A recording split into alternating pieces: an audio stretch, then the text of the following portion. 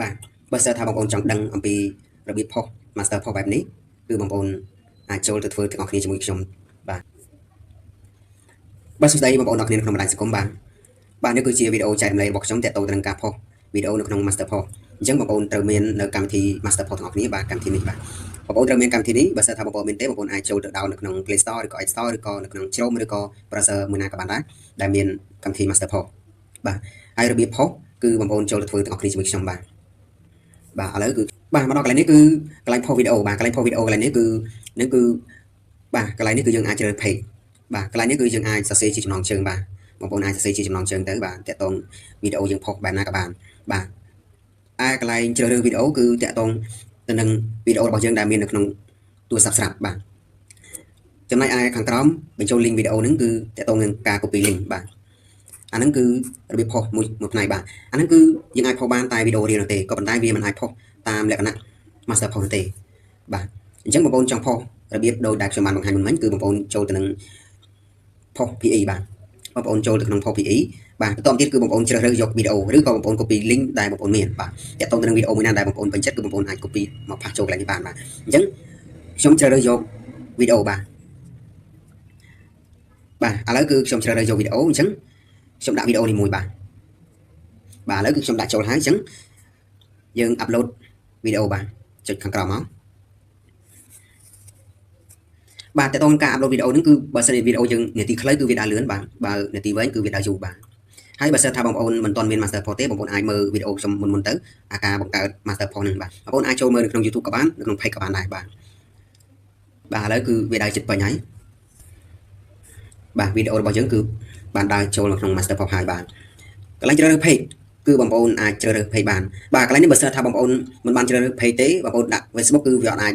ផុសបានទេអញ្ចឹង page គឺបងប្អូនជ្រើសរើសមកបាទបើសិនថាបងប្អូនមាន page ច្រើនគឺបងប្អូនជ្រើសរើសយក page មួយណាដែលបងប្អូនចង់ផុសទៅបាទកន្លែងនេះគឺយើងដាក់ចំណងជើងបាទហើយខ្ញុំដាក់ចំណងជើងហើយបាទឥឡូវគឺខ្ញុំដាក់ចំណងជើងហើយអញ្ចឹងខាងក្រោមគឺយើងដាក់ hashtag បាទតែតោះរឿង hashtag ហ្នឹងគឺដែលមានត្រង់ជ្រុងនៅខាងមុខបាទដាក់ hashtag ហ្នឹងបាទ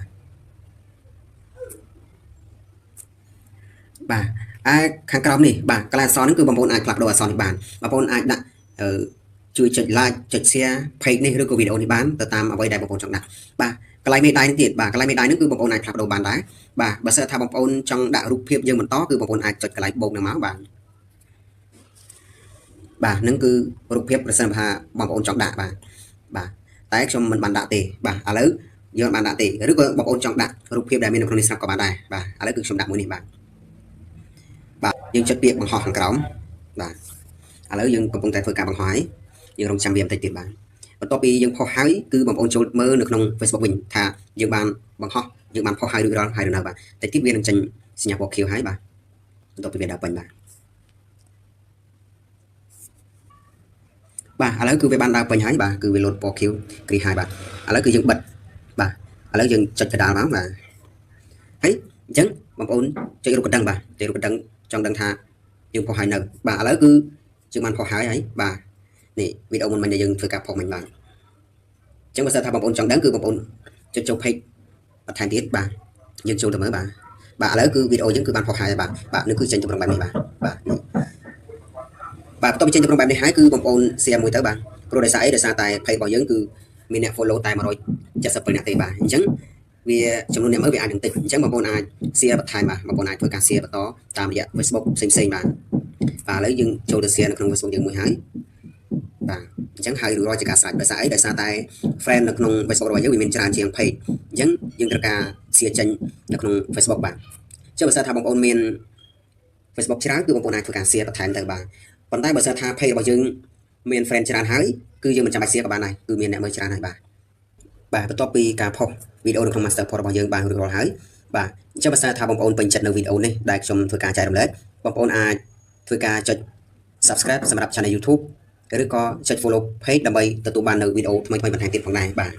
ទនេះគឺជាសតែជាវីដេអូរបស់ខ្ញុំដែលខ្ញុំបានផុសនៅក្នុង master photo បាទបើសិនថាបងប្អូនគិតថាចង់ចែករំលែកដល់មិត្តភក្តិដទៃទៀតបងប្អូនអាចធ្វើការ share ចែករំលែកបន្តផងដែរបាទអរគុណច្រើនសម្រាប់ការចូលទស្សនានិងការ share ចែករំលែករបស់អ្នកទាំងអស់គ្នាផងដែរបាទយើងនឹងជួបគ្នានៅវីដេអូក្រោយទៀតបាទសូមអរគុណ